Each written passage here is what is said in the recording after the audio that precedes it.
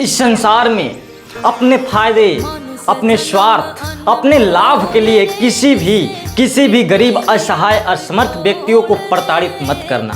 याद रखना, इस दुनिया में, इस संसार में मृत्यु ही एक ऐसी चीज़ है जो सत्य है, बाकी सारी असत्य है। कभी भी उल्टा पुल्टा मन में विचार आए ना, तो एक बार अपनी मृत्यु को याद रख लेना, क्योंकि मृत्यु आनी ही आनी है। कितने लाखों करोड़ों धनी धनवान आए और चले गए, तो कभी भी गलत काम न करे। संसार में शांति में प्रेम करे और शांति फैलाए। इस धन दौलत की लालच जब पल भर में इस दुनिया को छोड़कर जानी है, हमें अपने आप को अच्छे कर्मों में हाथ बटानी है, अच्छे कर्मों में हाथ बटानी है। जिंदगी में कभी भी किसी भी प्रकार का न करना अभिमान, नहीं तो दुनिया से छिन जाएगा सुख, शांति, चैन, इज्जत और सम्मान, और सब आपको कहेंगे बड़का बेईमान। सो प्लीज सावधान। चलिए, तो हम लोग आज मिलकर कसम खाते हैं कि हम लोग खुश रहने का प्रयास करेंगे और दूसरों को भी खुश रखने का जो है प्रयास करेंगे, खुश रखेंगे। तो यही आज से हम लोगों ने ठानी है। अरे ये तो राम जी की जुबानी है, आप मानो या ना मानो, यही जिंदगी की जेन्युइन कहानी है। कभी भी आपके जीवन में अचानक ये सोच प्रकट हो जाए कि अरे जीवन में मुझे तो कुछ करनी है, मुझे कुछ अच्छी करनी है, तो अब सोचो मत। सोए हो ना तो जग जाओ, जगे हो उठ के बैठ जाओ, है ना, बैठ, खड़े हो जाओ, खड़े हो, अब चलने का प्रयास करो। चलने लगे ना, अब दौड़ो, दौड़ रहे हो ना, अब फ्लाई करो, उड़ो। अरे कहने का मतलब यह है कि प्रयास करो, कोशिश करो, क्योंकि कोशिश से कामयाब होती है, वादाएं तो टूट जाती है। मेरे दोस्तों याद रखना, बहुत ऐसे शैतान लोग आएंगे और आपको रोकना चाहेंगे, आपके सफल रथ यात्रा को रोकना चाहेंगे, हंसेंगे, बोलेंगे क्या, कह रहे तू क्या कर रहा, पागल हो गया है क्या? तो तू बोलना कि हाँ मैं पागल हूं, और ज्यादा बोलेगा तो मैं तुझे भी पागल कर दूंगा। तो मेरे दोस्तों, ऐसे शैतान लोगों से ना सोशल डिस्टेंसिंग बना कर रखना है। कोरोना वायरस से भी बहुत बड़ा मतलब खतरनाक वायरस है ये लोग, है ना। तो आपको हतोत्साहित नहीं होना है, आपको तोड़ना चाहेंगे, बोलेंगे कि तुझसे ना हो पाएगा, बट कोई नहीं, आप ही से सारा चीज़ हो पाएगा, आपसे सारा चीज़ होगा, क्योंकि आप अच्छे हैं, आपका लक्ष्य अच्छा है, आपके मेहनत, आपका जो मेहनत है वो सच्चा है। तो मेरे दोस्तों, यह भी एक समस्या है, यह भी एक समस्या है। इस समस्या से लड़ना है और इस समस्या से क्या करना है, जितना है, इस समस्या को हराना है, स्वयं को स्वयं से आगे बढ़ाना है, स्वयं को स्वयं से आगे बढ़ाना है मेरे दोस्तों।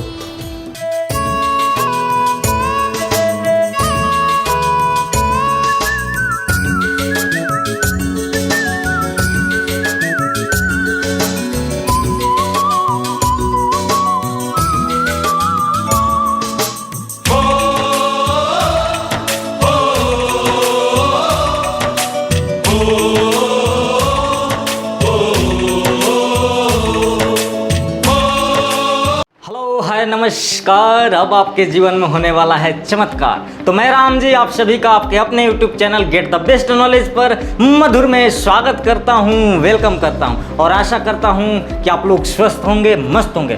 तो इसी मस्ती मिजाज के साथ आज का जो हमारा सेशन है, फ्रेज, क्लॉज एंड सेंटेंस, इसके बारे में हम लोग जानने का प्रयास करेंगे कि क्या होता है फ्रेज, क्लॉज एंड सेंटेंस, और उसके बीच के डिफरेंसेस को हम लोग ढूंढने का प्रयास। लेकिन उससे पहले हम लोग शॉर्ट में देख लेते हैं कि पिछले क्लास में हमने क्या सीखा था, क्या पढ़ा था, ठीक है। अगर डिटेल में देखना है ना, अगर डिटेल में देखना है तो डिस्क्रिप्शन में लिंक दिया हुआ है, पार्ट वाइज करके, पार्ट 1, पार्ट 2, एकदम बिल्कुल zero level alphabet, letter, word उसमें बताया गया है। लेकिन कोई बात नहीं, इसमें थोड़ा सा मैं जो है आपको रिव्यू देता हूँ, है ना, रिकैप कराता हूँ एकदम शॉर्ट में। उसके बाद हम लोग फ्रेज, क्लॉज के बारे में जानने का प्रयास करेंगे, बिल्कुल ही ज़बरदस्त तरीके से, बेहतर तरीके से, ठीक है। तो बने रहिए मेरे साथ और देखते रहिए सीधे बोर्ड पर। तो हम लोगों ने पिछले क्लास में जाना था कि इंग्लिश क्या है, लैंग्वेज है। इंग्लिश क्या है, लैंग्वेज है ना। डिटेल में आपको जानना है, देखना है, समझना है, ठीक है। तो आप वीडियो जाकर देख लीजिए, डिस्क्रिप्शन में लिंक दिया हुआ है। बट कोई नहीं। चलिए इंग्लिश क्या है, लैंग्वेज है, और लैंग्वेज जो है साउंड से क्रिएट होती है। कहाँ से, साउंड से। जब तक आप साउंड ना निकालोगे ना तब तक समझ ही नहीं आएगा कि आप उर्दू बोल रहे हो, इंग्लिश बोल रहे हो, क्या बोल रहे हो। तो जो है इंग्लिश एक लैंग्वेज है, लैंग्वेज जो है साउंड से क्रिएट होता है ना। और इंग्लिश में टोटल 44 साउंड्स होते हैं, 44 साउंड्स होते हैं अकॉर्डिंग टू आईपीए के अनुसार जो है इंग्लिश में 44 साउंड्स होते हैं, आईपीए इंटरनेशनल फोनेटिक अल्फ़ाबेट के अनुसार। और इस साउंड्स को हम लोगों ने 2 पार्ट में डिवाइड कर दिया ना। पहला हो गया क्या, वाउल साउंड्स, क्या vowel sounds, and second consonant sounds. Vowel sounds 20 होते हैं, कंसोनेंट साउंड्स 24 होते हैं ना। वाउल साउंड्स उसे बोलते हैं जो यहाँ से प्रोनाउंस होता है, वोकल कोड के द्वारा बोला जाता है, ठीक है। चलिए, और साउंड को मैं जैसे मैंने बोल दिया पेन है ना, अब पेन को आपको डिनोट करना है, लिखना है ना, तो पेन को डिनोट करना है, PEN है ना। तो वैसा सिंबल जो साउंड को रिप्रेजेंट करे उसे लेटर कहते हैं। जो मैंने साउंड निकाला पेन, उसको रिप्रेजेंट करने का काम ये किया, PEN, या क्या है, लेटर है। तो लेटर को क्या बोल सकते हैं, वैसा सिंबल जो साउंड को रिप्रेजेंट करता है, या रिटर्न फॉर्मेशन ऑफ साउंड, इसको बोल सकते हैं लेटर को return formation of sound, return formation of sound. और इंग्लिश में टोटल 26 लेटर्स हैं, है ना। तो 44 साउंड्स है लेकिन 26 क्या है, लेटर्स हैं, ए से लेकर जेड तक। जब ए से लेकर जेड तक टोटल को हम लोग लिख देते हैं एक साथ सजाकर, तो उसको हम लोग बोलते हैं अल्फ़ाबेट। क्या बोलते हैं, अल्फ़ाबेट। अगर ये 26 होते हैं ना, अगर ये 25 लिख देना, एक भी हटा दे, इसको लेटर्स बोलेंगे, अल्फ़ाबेट नहीं बोलेंगे। यानी अल्फ़ाबेट एक ही होता है, जैसे एक फैमिली होता है ना, उस फैमिली में कितने मेंबर्स होते हैं, बात यह होती है। तो उसी प्रकार अल्फ़ाबेट में 26 लेटर्स होते हैं, 26 लेटर्स को मिला देते हैं तो अल्फ़ाबेट, ठीक है। तो एक ही अल्फ़ाबेट होता है, उसमें 26 लेटर्स होते हैं ना कि 26 अल्फ़ाबेट होते हैं, आपको ध्यान रखना है ना। तो इसको भी कैटेगराइज कर दिया 2 पार्ट में, vowel sounds, vowel letters and consonant letters. Vowel letters कितने होते हैं, 5, एंड कंसोनेंट लेटर्स 21, है ना। AEIOU इसको बाकी डिटेल में बताएं कि क्यों जानना ये ज़रूरी है, तो आप वीडियो को वॉच कीजिए, है ना। तो सेमी वॉल W और Y 2 होते हैं, बट बेसिकली ये कंसोनेंट लेटर का ही पार्ट होता है ना, तो आपको ध्यान रखना है। और मैंने बताया था कि लेटर के ग्रुप से वर्ड का निर्माण होता है ना। जैसे देखो ना, ग्रुप का मतलब क्या होता है, ग्रुप का मतलब सेम टाइप, और मोर देन वन मतलब एक से अधिक, मोर देन वन, एक से अधिक होना चाहिए, और सेम टाइप मान लो कि यहाँ जो है घोड़ा है ना, हॉर्स है ना, मंकी, डॉग, बर्ड है ना, और मैन। तो ये तो एक से अधिक है, मोर देन वन। तो क्या इसको हम लोग ग्रुप बोलेंगे, किसका ग्रुप बोलेंगे, है ना। लेकिन यही सारा मैन हो ना, मैन, तो बोलेंगे कि यह आदमी का समूह है, मतलब सेम टाइप, मैन हो गया। तो ग्रुप का मतलब वही है। तो देखो ना यहाँ PEN, P क्या है, लेटर है, E क्या है, लेटर है, N क्या है, लेटर है ना। तो मोर देन वन एक से अधिक है, ठीक है। तो ये क्या हुए, ग्रुप ऑफ लेटर्स। और ग्रुप ऑफ लेटर्स, हाँ, इसका मीनिंग है, बिल्कुल मीनिंग है, हाँ, जो मेरे हाथ में है लगता है वही पेन है ना। तो मीनिंगफुल सेंस देता है, ग्रुप ऑफ लेटर्स होता है, वही जो है हमारा क्या कहलाता है, वर्ड कहलाता है। वर्ड को क्या बोल सकते हैं, group of letters that make sense, है ना, जो सेंस बनाता है, सेंस देता है, उसी को हम लोग वर्ड बोलते हैं।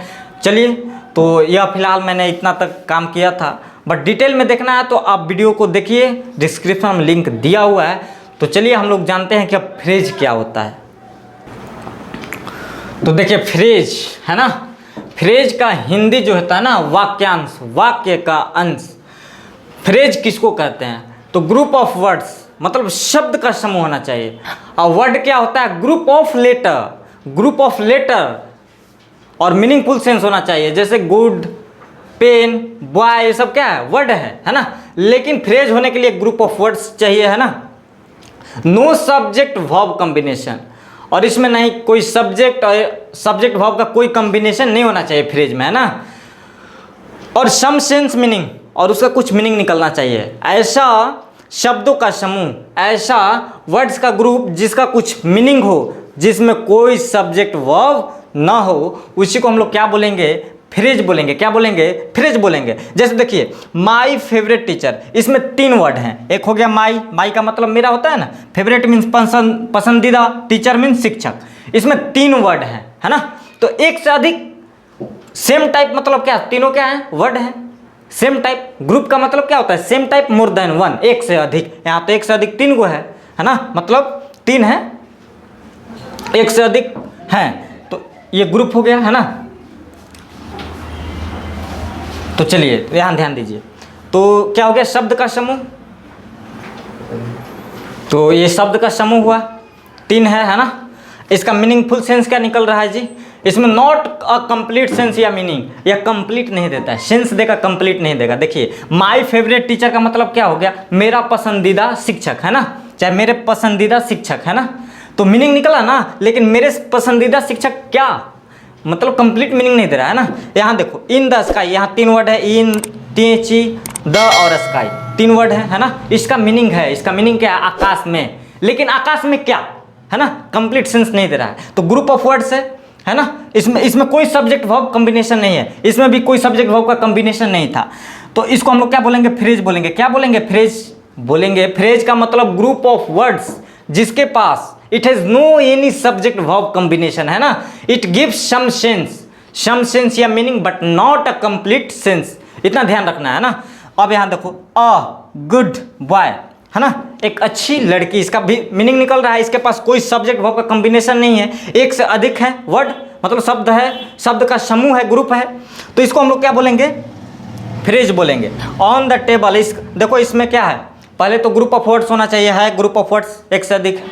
नो सब्जेक्ट वर्ब कॉम्बिनेशन, कोई सब्जेक्ट वर्ब का कॉम्बिनेशन नहीं है ना। सम सेंस मीनिंग दे रहा है क्या, ऑन द टेबल, लेकिन नॉट कंप्लीट सेंस, या कंप्लीट सेंस नहीं दे रहा है, टेबल पर, व्हाट, टेबल पर क्या नहीं बता रहा है ना। तो ये इनकम्प्लीट सेंस दे रहा है बट सेंस दे रहा है, तो इसको क्या बोलेंगे, फ्रेज, है ना। अरेंजमेंट बढ़िया होना चाहिए वर्ड का। देखो यहाँ है फेवरेट माई टीचर, है ना, शब्द का समूह तो है, शब्द का समूह है, ग्रुप ऑफ वर्ड्स है, इसके पास कोई सब्जेक्ट वर्ब का कॉम्बिनेशन नहीं है, लेकिन ये मीनिंग ही नहीं दे रहा है। अरेंजमेंट भी बढ़िया होना चाहिए वर्ड्स का, ये तो ग्रामर कहता है। ग्रामर क्या सिखाता है, शब्दों का सही सही अरेंज कैसे करना है ना।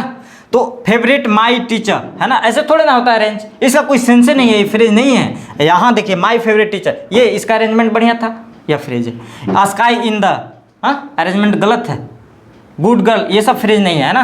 तो फ्रेज आपको समझ में आ गया ना, कि शब्द का समूह होना चाहिए, शब्द का समूह होना चाहिए जिसके पास कोई सब्जेक्ट वर्ब का कॉम्बिनेशन ना हो, सम सेंस मीनिंग देना चाहिए, जैसे ये मीनिंग दे रहा था, ये मीनिंगफुल मीनिंगलेस था, है ना। तो इतना बात समझ आ गया। अब आते हैं टाइप्स, फ्रेज के कितने टाइप्स होते हैं। तो देखो बेसिकली मुख्यतः 3 टाइप होते हैं, noun phrase, adjective phrase and adverb phrase. But एक मैंने यहाँ एग्जांपल दे दिया, he will be working carefully, तो विल बी वर्किंग, इसमें 3 वर्ड है, विल बी वर्किंग, ये तीनों वर्ब है, तो इसको मैंने नाम दे दिया वर्ब फ्रेज। फ्रेज का मतलब शब्द का समूह। तो देखो ना, ये शब्द ही तो है, विल बी वर्किंग, ये 3 गो शब्द ही तो है, ग्रुप हो गया। सेंस, बिल्कुल सेंस अपने एकदम स्ट्रक्चर में बढ़िया, अरेंजमेंट बढ़िया है ना। तो इसको मैंने वर्ब फ्रेज नाम दे दिया। बेसिकली आपका मुख्यतः noun phrase, adjective phrase, adverb phrase. और ये क्या होते हैं, अभी तो मैं आपको ना नाउन पढ़ाया कि नाउन किसे कहते हैं, ना एडजेक्टिव पढ़ाया और ना ही एडवर्ब पढ़ाया है कि एडवर्ब क्या होता है, ये एडजेक्टिव क्या होता है। तो मैं अभी कैसे बता दूं कि नाउन फ्रेज क्या होता है, ये क्या होता है। बट फ्रेज आप समझ गए ना, शब्द का समूह होना चाहिए जिसके पास नो सब्जेक्ट वर्ब कॉम्बिनेशन, कोई सब्जेक्ट वर्ब का कॉम्बिनेशन नहीं मीनिंग देगा, है ना। तो इतना आपको ध्यान रखना है ना। एक होता है प्रेपोजिशनल फ्रेज, जिस शब्द का, किसी भी शब्द के समूह में अगर कोई प्रेपोजिशन आ जाए ना, तो उसे प्रेपोजिशनल फ्रेज कहेंगे। प्रेपोजिशनल फ्रेज किसका काम करता है, या तो करेगा एडजेक्टिव फ्रेज का, या नहीं तो एडवर्ब फ्रेज, ये दोनों का काम करता है। ये जो प्रेपोजिशनल फ्रेज है या तो काम करेगा एडजेक्टिव फ्रेज का, नहीं तो एडवर्ब फ्रेज का। तो इसको अलग से लिखने की क्या जरूरत है, मैंने तो यहाँ लिख दिया कि एडजेक्टिव फ्रेज, एडवर्ब फ्रेज, तो ये लिखने की क्या जरूरत है ना। तो इतना आपने बातों को बारीकी से जाना। एक होता है वर्बल फ्रेज या फ्रेजल वर्ब, है ना। तो ऐसे फ्रेज, ऐसे शब्द का समूह जिसमें एक वर्ब हो और उसमें कुछ अलग वर्ड आकर उसका मतलब मीनिंग को चेंज कर देते। देखो यहाँ लुक मीन्स क्या होता है, देखना, वर्ब है ना, एक से अधिक है, मतलब ग्रुप है वर्ड। लुक भी क्या है, वर्ड है। आफ्टर भी क्या है, वर्ड है, मतलब एक से अधिक हो गया ना, तो ये ग्रुप हो गया। शब्द का क्या हो गया, ग्रुप हो गया। फ्रेज के लिए चाहिए क्या, इसमें कोई सब्जेक्ट वर्ब का कॉम्बिनेशन नहीं है, है ना। वर्ब है लेकिन सब्जेक्ट थोड़े ना है। तो सब्जेक्ट वर्ब का कॉम्बिनेशन नहीं है। इसका मीनिंग होता है लुक आफ्टर का मतलब होता है देखभाल करना, है ना। कोई किसी भी वर्ब के साथ कोई न्यू प्रीपोजिशन आकर उसका मीनिंग को चेंज कर देता है, उसी को फ्रेजल वर्ब बोलते हैं ना। बहुत सारे मतलब ये यूज किए जाते हैं बोलने में, लिखने में, पढ़ने में, इत्यादि चीज़ों में, ठीक है। तो लुक आफ्टर मीन्स होता है देखभाल करना। उसी पर अगर लुक में अप लगा दिया तो इसका मतलब होता है शब्दकोश में खोजना। वर्ड मीनिंग शब्दकोश डिक्शनरी में क्या खोजोगे, है ना, आदमी थोड़े ना। तो लुक अप मीन्स क्या होता है, शब्दकोश में खोजना। एक होता है लुक फॉर, लुक फॉर का मतलब होता है खोई हुई चीज़ों को ढूंढना, है ना। लुक इनटू, देखो लुक के साथ इनटू लगा दिया, जांच करना। इसी पर बहुत सारे फ्रेजल वर्ब होते हैं, तो भी जो है आपके समक्ष हम लाएंगे, ठीक है। तो फ्रेज के बारे में, हाँ, मजा आया। तो चलिए फ्रेज के बाद हम लोग आते हैं कहाँ, फ्रेज के बाद आते हैं क्लॉज पर। तब तक बने रहिए मेरे साथ और देखते रहिए सीधे आज तक। तो देखिए क्लॉज, है ना, क्लॉज का हिंदी होता है उपवाक्य। बेसिकली इसमें क्या होता है, ये भी होता है ग्रुप ऑफ वर्ड्स। मतलब ग्रुप ऑफ वर्ड्स का मतलब एक से अधिक होंगे वर्ड्स, है ना, जिसमें सब्जेक्ट और वर्ब का कॉम्बिनेशन होगा, है ना। जिसमें सब्जेक्ट वर्ब का कॉम्बिनेशन हो गया वह क्या कहला जाएगा, क्लॉज। उसको कहेंगे क्लॉज कहेंगे, है ना। It gives a meaningful sense, यह मीनिंगफुल सेंस देता है लेकिन दो तरह का, एक इनकम्प्लीट सेंस देगा, एक कंप्लीट सेंस देगा, है ना। तो जो इनकम्प्लीट सेंस देगा उसे इनकम्प्लीट क्लॉज बोलेंगे, और जो कंप्लीट सेंस देगा उसे कंप्लीट क्लॉज बोलेंगे। और जो इनकम्प्लीट क्लॉज है उसे डिपेंडेंट क्लॉज बोलेंगे। क्या बोलेंगे, डिपेंडेंट क्लॉज, मतलब वो किसी दूसरे क्लॉज पर डिपेंड होगा, है ना। और कंप्लीट क्लॉज जो होगा ना उसे बोलेंगे इंडिपेंडेंट क्लॉज, जो अपने आप में इंडिपेंडेंट होगा, शब्द तंत्र होगा। कुछ एग्जाम्पल के माध्यम से हम लोग समझने का प्रयास करते हैं।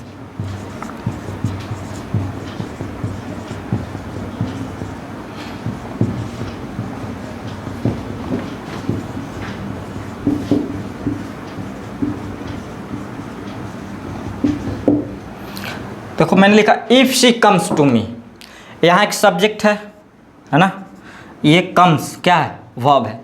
और सब्जेक्ट वर्ब का जब कॉम्बिनेशन आ गया तो इसको क्या बोलेंगे, क्लॉज बोलेंगे।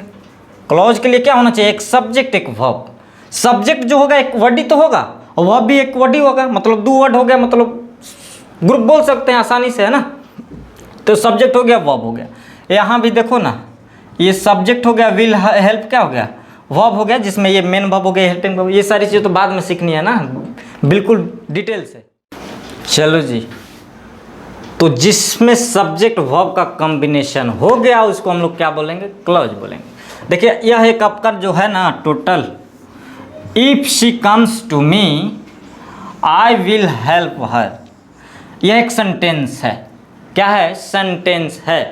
सेंटेंस का जो है पहचानने का क्या है सटीक तरीका, कि starting with the capital letter, starting with the capital letter and the ending with the full stop, मतलब स्मॉल लेटर के साथ, ठीक है, समझ आ रही है।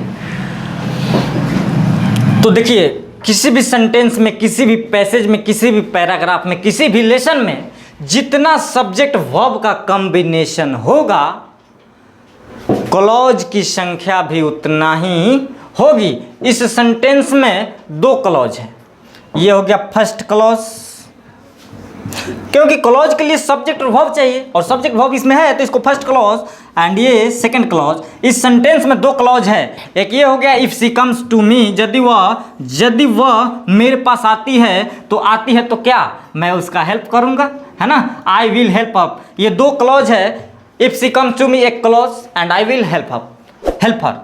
ये दो क्लॉज से मिलकर एक सेंटेंस का जो है निर्माण हुआ है। तो इसको हम लोग अलग पढ़ने का प्रयास करते हैं। यदि if she comes to me, यदि वह मेरे पास आती है, तो व्हाट, इसको छोड़ दो, इसको समझो कि ये नहीं लिखा हुआ है, आई विल हेल्प हर नहीं लिखा हुआ है ना। केवल इस पर ध्यान देते हैं कि if she comes to me, है ना, यदि वह मेरे पास आती है तो क्या, मतलब यह इनकम्प्लीट सेंस दे रहा है, यह डिपेंडेंट है, यह डिपेंड है इस पर कि मैं उसका हेल्प करूंगा। तो यह जो है हमारा कैसा क्लॉज है, डिपेंडेंट क्लॉज, इनकम्प्लीट क्लॉज है, क्योंकि यह पूरा मीनिंग नहीं दे रहा है। तो यह हमारा डिपेंडेंट क्लॉज है, इनकम्प्लीट क्लॉज है, कंप्लीट क्लॉज है, ठीक है। लेकिन मैं इसको अलग लिखता हूँ कि आई will help her, I will help हर, ठीक है। तो सब्जेक्ट है, ये वर्ब हो गया, सब्जेक्ट वर्ब हो गया, क्लॉज हो गया, है ना। आप देख रहे हैं इसको, इसका मीनिंग क्या निकल रहा है। तो मैं उसका जो है हेल्प करूँगा, बात एकदम ख़त्म है, मतलब साफ सुथरा है कि आई will help her, I will help हर, मैं उसका जो है मदद करूँगा। तो ये तो अपने आप में कंप्लीट सेंस दे रहा है ना, ये अपने आप में कंप्लीट सेंस दे रहा है, यानी यह कंप्लीट क्लॉज है, इंडिपेंडेंट क्लॉज है ना। इसको जो है मीनिंगफुल सेंस देने के लिए किसी पर डिपेंड नहीं करना है। लेकिन ये if she comes to me, यदि वो मेरे पास आती है तो व्हाट, बताओ ना, बताना पड़ेगा ना रीजन। तो यह इनकम्प्लीट सेंस दे रहा है।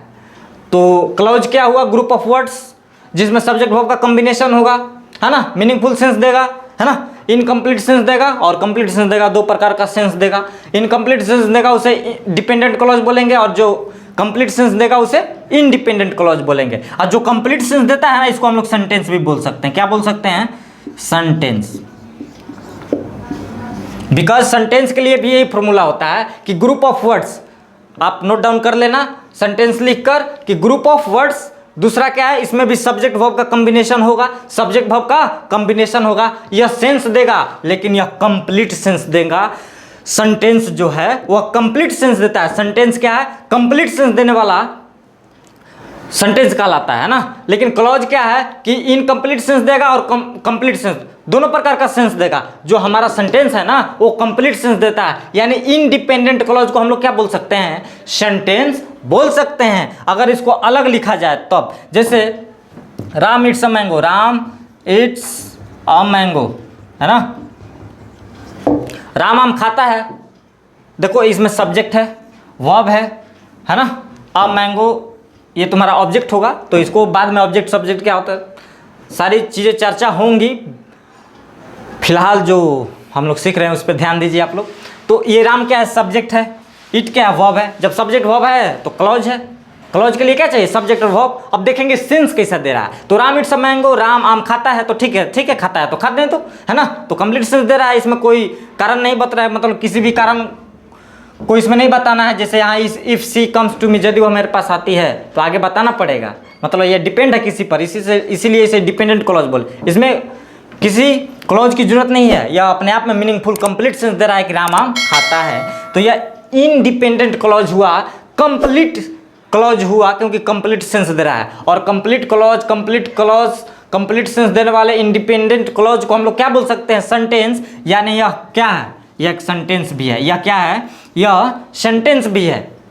यानी इस प्रकार से हम कह सकते हैं कि सारा सेंटेंस क्लॉज हो सकता है, सारा सेंटेंस क्लॉज हो सकता है, क्योंकि सेंटेंस में सब्जेक्ट वर्ब होगा, और सब्जेक्ट वर्ब के कॉम्बिनेशन को हम लोग क्लॉज बोलते हैं। तो सारा सेंटेंस, सभी सेंटेंस से क्लॉज हो सकते हैं, लेकिन सभी क्लॉज सेंटेंस नहीं हो सकते हैं, क्योंकि क्लॉज दो प्रकार का सेंस देता है ना, इनकम्प्लीट और कंप्लीट। और सेंटेंस वही होगा जो कंप्लीट सेंस देगा। अब इसको बोलोगे if she comes to me, यह सेंटेंस है, बिल्कुल नहीं है, क्योंकि यह कंप्लीट सेंस नहीं दे रहा है। तो ये रहा फ्रेज, क्लॉज, सेंटेंस, है ना। नेक्स्ट वीडियो में हम लोग एक टेबल के माध्यम से फ्रेज, क्लॉज और सेंटेंस को पहचानने का प्रयास करेंगे। इसके बीच के सिमिलरिटी और डिफरेंसेस को हम लोग जानने का प्रयास करेंगे, और एग्जाम्पल के थ्रू हम लोग जो है ढूंढने का प्रयास करेंगे कि कौन क्लॉज है, कौन फ्रेज है और कौन सेंटेंस है ना। तो आशा करता हूं कि इतना तो समझ आ ही गया होगा कि फ्रेज, क्लॉज, सेंटेंस क्या होता है ना। देखिए क्लॉज का टाइप भी बहुत सारे टाइप होते हैं, नाउन क्लॉज, तो एडजेक्टिव क्लॉज, तो एडवर्ब क्लॉज, और उसमें भी प्रिंसिपल क्लॉज, कोऑर्डिनेट, सबऑर्डिनेट।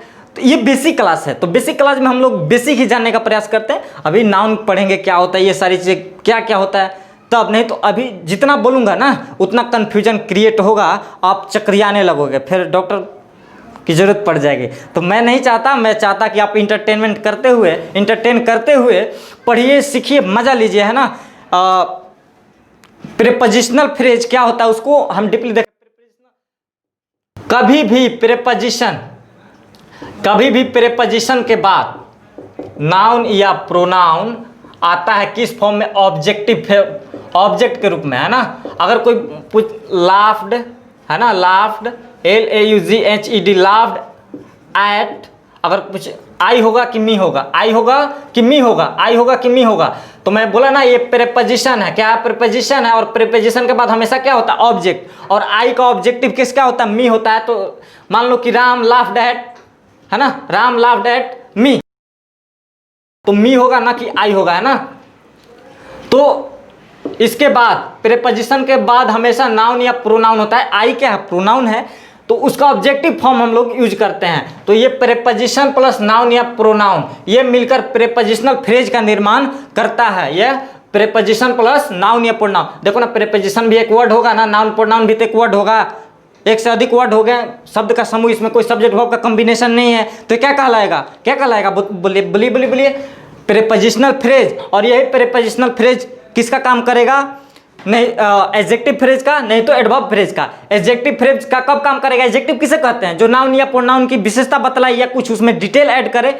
अगर ये प्रीपोजिशनल फ्रेज नाउन या प्रोनाउन में कुछ डिटेल ऐड करता है तो उसे एडजेक्टिव फ्रेज बोलेंगे। और एडवर्ब फ्रेज, एडवर्ब क्या होता है, जो adjective verb and another adverb में कुछ डिटेल ऐड करता है ना, या फिर उसको डिस्क्राइब करता है, तो उसको हम लोग एडवर्ब बोलते हैं। उसी प्रकार वैसा प्रीपोजिशनल फ्रेज जो verb adjective and another adverb की विशेषता बतलाए या फिर उसमें कुछ डिटेल ऐड करे, तो उससे हम लोग एडवर्ब फ्रेज बोलेंगे, एडवर्बियल फ्रेज बोलेंगे। तो ये सारी चीज़ें बातें ना हम लोग धीरे धीरे होले होले सीखने का प्रयास करेंगे, हड़बड़ाने से कुछ नहीं होगा, धीरे धीरे से मेरी जिंदगी में आना, तो सारी चीज़ें होंगी धीरे धीरे से, होले होले से।